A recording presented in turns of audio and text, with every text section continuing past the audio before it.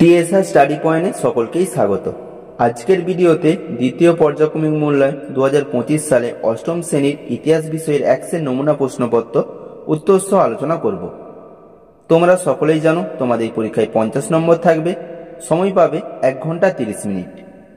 তাহলে প্রশ্ন উত্তরে যাবার আগে সিলেবাসটা দেখে নাও, কি কি পরীক্ষা হবে।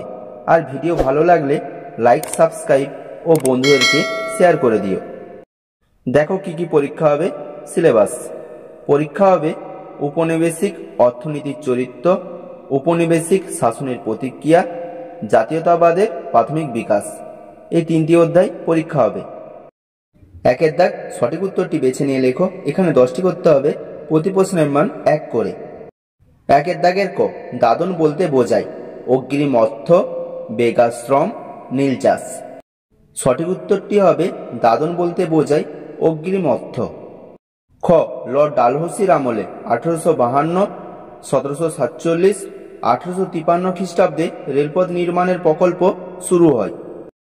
সঠিক উত্তরটি হবে 1853 সালে। গ, প্রার্থনা সমাজ প্রতিষ্ঠা করেন কেশবচন্দ্র, দয়ানন্দ সরস্বতী, আত্মারাম পাণ্ডুরঙ্গ।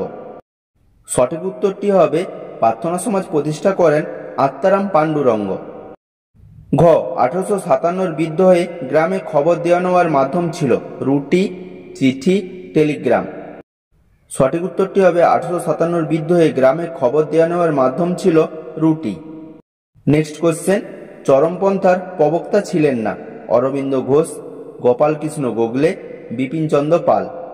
সঠিক উত্তরটি হবে চরমপন্থার প্রবক্তা ছিলেন না Gopal Krishna Gokhale. Next question, British ভারতে উপনিবেশিক শাসনের অন্যতম প্রতীক ছিলেন বিমানপথ, রেলপথ, নদীপথ। সঠিক উত্তরটি হবে ব্রিটিশ ভারতে উপনিবেশিক শাসনের অন্যতম প্রতীক ছিল রেলপথ। নেক্সট কোশ্চেন, বিদ্যাসাগর বালিকা বিদ্যালয় প্রতিষ্ঠায় সাহায্য করেছিলেন ডেভিড হেয়ারকে, বেথুন সাহেবকে, রাজা রামমোহন রায়কে। সঠিক উত্তরটি হবে বিদ্যাসাগর বালিকা বিদ্যালয় প্রতিষ্ঠায় সাহায্য করেছিলেন বেথুন সাহেবকে। নেক্সট কোশ্চেন, বাংলায় চরমপন্থার প্রধান নেতা ছিলেন বিপিনচন্দ্র পাল, বাল গঙ্গাধর তিলক, লালা লাজপত রায়। সঠিক উত্তরটি হবে বাংলায় চরমপন্থার প্রধান নেতা ছিলেন বিপিনচন্দ্র পাল। নেক্সট কোশ্চেন, নীলদর্পণ নাটকটি লিখেছিলেন রবীন্দ্রনাথ, কালিদাস, দীনবন্ধু মিত্র। সঠিক উত্তরটি হবে নীলদর্পণ নাটকটি লিখেছিলেন দীনবন্ধু মিত্র। নেক্সট কোশ্চেন, ওয়াহাবি শব্দের অর্থ নবজাগরণ, বিদ্রোহ, শান্তি। সঠিক উত্তরটি হবে ওয়াহাবি শব্দের অর্থ হল নবজাগরণ। 2 দাগ 1 কথায় উত্তর দাও। এখানে 10টি করতে হবে, প্রতি প্রশ্নের মান 1 করে। 2 দাগের ক, তিতুমির কোন আন্দোলনের নেতৃত্ব দিয়েছিলেন? উত্তর হবে তিতুমির ওয়াহাবি আন্দোলনের নেতৃত্ব দিয়েছিলেন। খ, জাতীয় কংগ্রেসের প্রথম সভাপতি কে ছিলেন? উত্তর হবে জাতীয় কংগ্রেসের প্রথম সভাপতি ছিলেন উমেশচন্দ্র বন্দ্যোপাধ্যায়। গ, অনুশীলন সমিতি কে প্রতিষ্ঠা করেছিলেন? উত্তর হবে অনুশীলন সমিতি সতীশচন্দ্র বসু প্রতিষ্ঠা করেছিলেন। ঘ, 1857 খ্রিস্টাব্দে বিদ্রোহ কোথা থেকে শুরু হয়?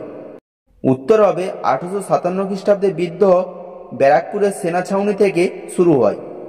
নেক্সট কোশ্চেন, আলিগড় আন্দোলনের জনক কে ছিলেন?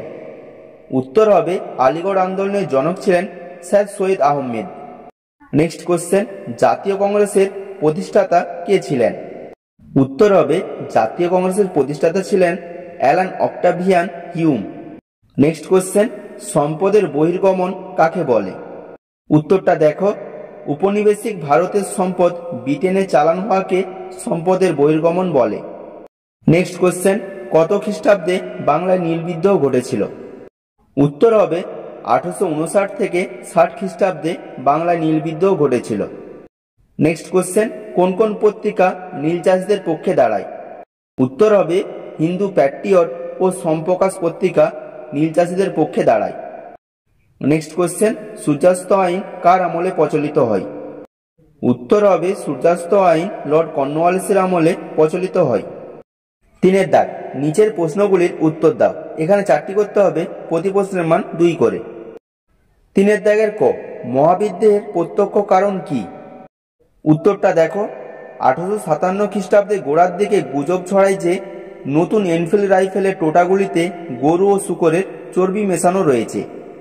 এই টোটাগুলি রাইফেল ভরার আগে দাঁত দিয়ে কেটে নিতে হতো। এর ফলে সিপাহীদের মনে বিশ্বাস তৈরি হয় যে কোম্পানি ষড়যন্ত্র করে রাইফেলের টোটার মাধ্যমে তাদের জাত ও ধর্ম নষ্ট করার চেষ্টা করছে। তাই এনফিল্ড রাইফেলের ব্যবহারের প্রতিবাদে সিপাহীরা বিদ্রোহ ঘোষণা করেন। খ। সুরাট বিচ্ছেদ কি? উত্তরটা দেখো। সুরাটে আয়োজিত জাতীয় কংগ্রেসের অধিবেশনের সভাপতি নির্বাচন নিয়ে নরমপন্থী ও চরমপন্থীদের মধ্যে দ্বন্দ্ব চূড়ান্ত রূপ নেয়। শেষ পর্যন্ত এর জেরে নরমপন্থী ও চরমপন্থীদের মধ্যে বিচ্ছেদ ঘটে যায়। এই বিচ্ছেদের ঘটনায় সুরাট বিচ্ছেদ নামে পরিচিত। গ। নরমপন্থী কারা? উত্তরটা দেখো। জাতীয় কংগ্রেসের প্রতিষ্ঠার প্রথম পর্বে 1885 থেকে 1905 খ্রিস্টাব্দ যে সকল কংগ্রেসের নেতা আবেদন নিবেদন নীতির মাধ্যমে ভারতবাসীর দাবি দাওয়া আদায় করতে চেয়েছিলেন তারা নরমপন্থী নামে পরিচিত। নরমপন্থীদের লক্ষ্য ছিল আবেদন নিবেদন নীতির দ্বারা ভারতবাসীর সমস্যাগুলি ব্রিটিশের সামনে তুলে ধরা। ঘ। দাক্ষিণাত্য হাঙ্গামা কি? উত্তরটা দেখো। দাক্ষিণাত্যে তুলোর দাম কমে গেলে তুলো চাষিদের আয় কমে যায়, কিন্তু তা সত্ত্বেও তাদের চড়া হারে রাজস্ব গুনতে হতো। খরা ও অজন্মা দেখা দিলে এবং সাউকার মহাজনেরা ঋণের বিনিময়ে উৎপন্ন ফসলের উপর নিয়ন্ত্রণ কায়েম করলে দাক্ষিণাত্যের তুলো চাষিরা বিদ্রোহ ঘোষণা করেন 1875 খ্রিস্টাব্দে। তুলো চাষিদের এই বিদ্রোহকে দাক্ষিণাত্য হাঙ্গামা বলা হয়। 4 দাগ। নিচের প্রশ্নগুলির উত্তর দাও। এখানে 4টি করতে হবে, প্রতি প্রশ্নের মান 3 করে। 4 দাগের ক। টিকা লেখো। মল্লে মিন্টো সংস্কার আইন। উত্তরটা দেখো। ভারতে উপনিবেশিক ব্রিটিশ শাসনকালে শাসন সংস্কারের এক অন্যতম পদক্ষেপ ছিল মল্লে মিন্টো সংস্কার আইন। পয়েন্ট করবে প্রেক্ষাপট।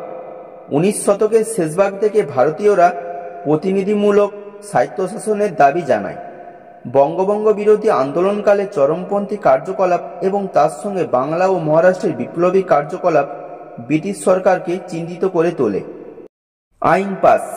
ভারতের বড়লাট আল্লভ মিন্টো এবং ভারত সচিব জন মল্লে ইন্ডিয়ার কাউন্সিল অ্যাক্ট পাস করেন 1909 খ্রিস্টাব্দে। এই আইন মল্লে মিন্টো সংস্কার আইন নামে পরিচিত। পরের পয়েন্ট, আইনের বিভিন্ন দিক। এই আইনে বড়লাটের কার্যনির্বাহক পরিষদে ও প্রাদেশিক আইন পরিষদে ভারতীয় সদস্য সংখ্যা বাড়ানো হয়।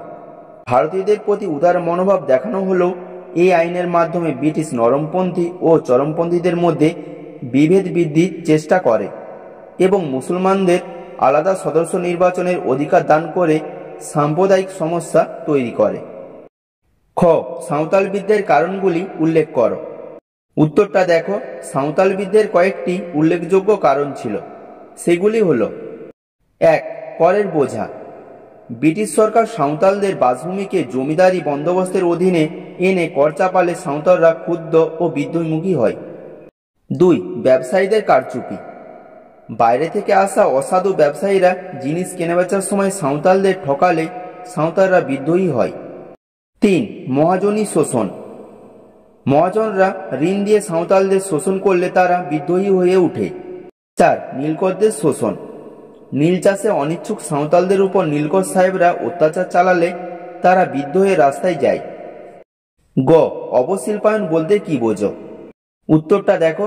ব্রিটিশ ইস্ট ইন্ডিয়া কোম্পানি ভারতের বাজারের উপর একচেটিয়া অধিকার কায়েম করে। ধীরে ধীরে বিভিন্ন ব্রিটিশ পণ্য ভারতে আমদানি শুরু হয়।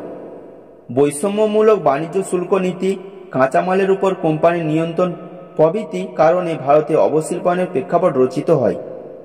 সংজ্ঞা: বৈষম্যমূলক প্রতিযোগিতার মুখোমুখি হয়ে ধীরে ধীরে ভারতের দেশীয় শিল্পগুলি ধ্বংস হতে থাকে। ভারতীয় দেশীয় শিল্পের অবলুপ্তির এই প্রক্রিয়াকে অবশিল্পায়ন বলে।